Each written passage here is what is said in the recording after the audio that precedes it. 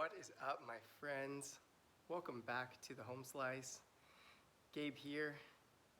I just wanted to give you a little bit of a shot of beautiful Washington State.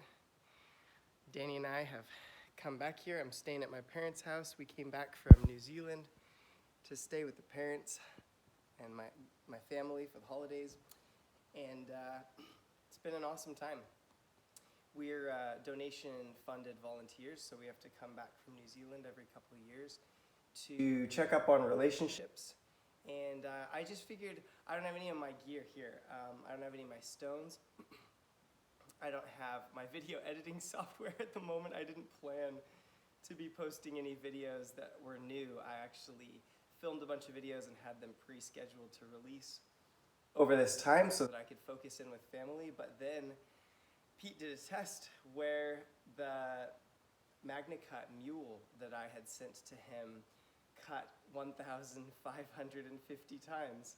So I figured I'd do a quick response to that and a bit of a thank you and a bit of an explanation and let you know about the plans for further on this year.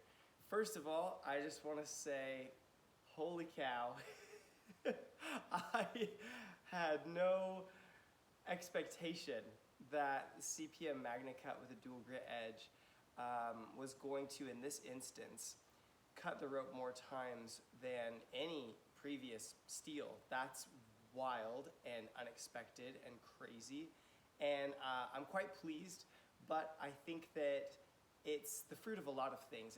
I would have to say that part of what it's the fruit of is that I've gotten a lot better at minimizing damaged steel at the edge apex, and I've learned to do that through the book Deburring by Vadim Krajchuk. So the research that guy's done has really played a big role in my sharpening lately and me actually getting a bit better at being a sharpener. I think it goes without saying that if Lair and Thomas had not put some time into developing this steel, if Spyderco hadn't taken their time and money to get their heat treatment of the MagnaCut pretty darn good, then this wouldn't be possible either. And of course, the research that Todd Simpson's done at Science of Sharp has changed the whole way I think about dual grit. I'll try to put a link in the description of this video to his article if you haven't read it. It's a must-read if you plan on dabbling in dual grit sharpening. And of course, Pete over at Cedric and Ada has always been so faithful from before I had a YouTube channel or any aspiration of ever having a YouTube channel. He's been so faithful to, sorry, I fixed the focus on my camera, to be willing to work with me and try my crazy ideas. So thanks for that, Pete. Man, so sorry for your shoulder, bro. Anyway, this test, the MagnaCut test that just happened is really the fruit of my current mission. What I'm working on probably for the rest of this year and maybe into next year at a snail's pace because I have 3 kids is steel optimized sharpening. So right now I'm doing a bunch of tests to figure out how different stones and different abrasives affect the steel matrix. And I'm doing that utilizing Victorinox knives because they're almost all steel matrix with no carbide. And once I get those sort of squared away throughout the year, I'm actually going to be taking different steels and testing them with different stones and techniques to do what I did with MagnaCut, where I come out with a somewhat optimized sharpening protocol to get the edge to last the longest on that particular steel, and I can tell you guys which stones and techniques work to elongate your edge retention the most. Now, the crazy thing, guys, and I'll say this, I'm not even sure we've fully optimized MagnaCut. Like, I haven't even got through the nitty-gritty of fully dialing in dual grit technique. This is just the best edge that I've tested so far. It's possible there could be combos of stones, strops, and abrasives that actually yield a higher performance edge out of CPM MagnaCut. Maybe I'm crazy to say that, but I do believe that it's true. And this whole experience of running a YouTube channel has been fun because I've always thought that, of course, metallurgy matters a lot, and of course, you know,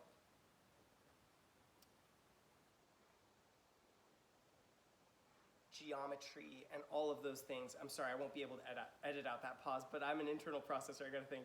Metallurgy, geometry, all of these things play in. And of course, the testing that Pete and I are doing are totally bro science. So there's some variables involved, but it's always been my feeling that pretty much anybody could learn to hand sharpen, and that the way that you sharpen is just as important for your edge retention as a host of other things, and that you can actually get better performance out of your steel without paying more money. By improving your sharpening technique, you can do just as much good sometimes as paying a lot more for more advanced metallurgy or more alloy or whatever the case may be. So I want to do the same thing I've done with MagnaCut. We're finding a way to stretch out that edge retention with a whole bunch of different steels and sort of hit every major steel category of stainless, carbon, and then the different carbon levels and alloys, and sort of give general sharpening guidelines for almost any cutlery steel that you might own. Now, speaking of which, the edge that I put on Pete's mule was 17 degrees per side, and it was a 250 grit diamond plate that I used to sharpen the coarse side, and it was a 6,000 grit King Waterstone that I used to sharpen the other side. I did 3 passes at the edge angle on a flat denim strop, and it was loaded with mother's mag and aluminum polish, which I bought just at an automotive store. There's more to it, there's a little more to it than that, and there's some tips and tricks that would be really helpful that I want to share with you guys in order for you to be able to exactly replicate, should you desire, this 1550 cut edge that I sent to Pete. And it's not a hard edge to make, I'm not kidding, it's not difficult. And it's very similar to my original dual grit method, but I need my stones and a setup to kind of show and demonstrate how to do that step by step, so I'm not going to be able to produce that video until I come back from New Zealand. Go back to New Zealand, sorry. I'll shoot to have a full tutorial up so that you guys can replicate the edge by somewhere around like March 10th, because I head back to New Zealand at the end of February, and I'll need a couple days to shoot it. So if you are visiting this YouTube channel with this very unprofessional video, unedited, you can subscribe and hit the bell if you would like. I don't care if you subscribe, only subscribe if you want to and it is benefiting your life. If all you want is to know how to get MagnaCut to cut an insanely long time, then visit back here around March 10th and check in on the site, and I'll try to have a tutorial up for you where you can do exactly that.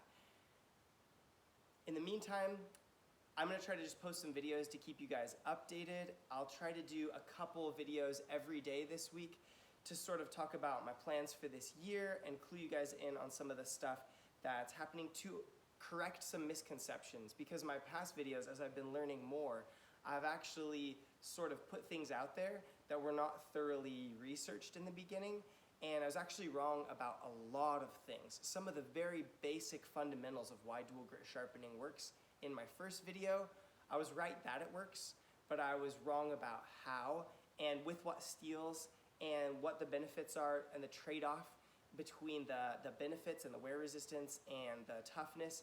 I'll talk about that a little bit. I'll shoot some relatively short videos to sort of right some misconceptions that I've had and give you guys some more trustworthy information from the research that I've done this past year.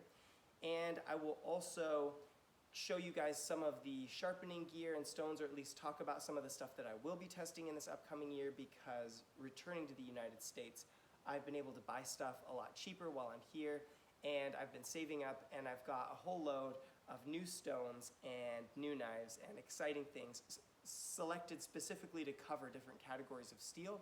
So I'll show you my stones in an upcoming video in the next few days, probably in order. I will shoot a video for tomorrow about why does dual grit work and what is it doing and not doing. Number 2, what are the strengths of it and the limitations of it? What are you giving up and what are you increasing by sharpening a dual grit edge, and do a little bit of an in-depth discussion about that.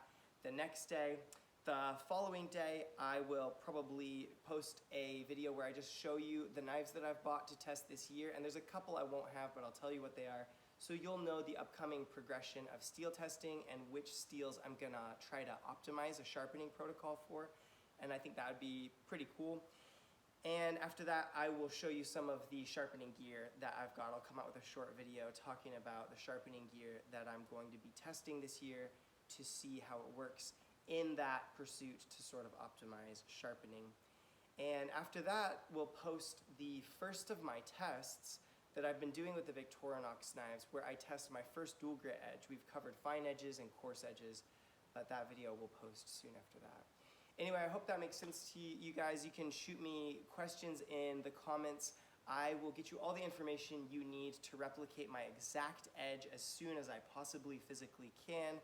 I appreciate all you guys' support and questions and your pursuit of fun metallurgy, knives, and sharpening. And I'll just say, hey, peace out from the home slice to you guys.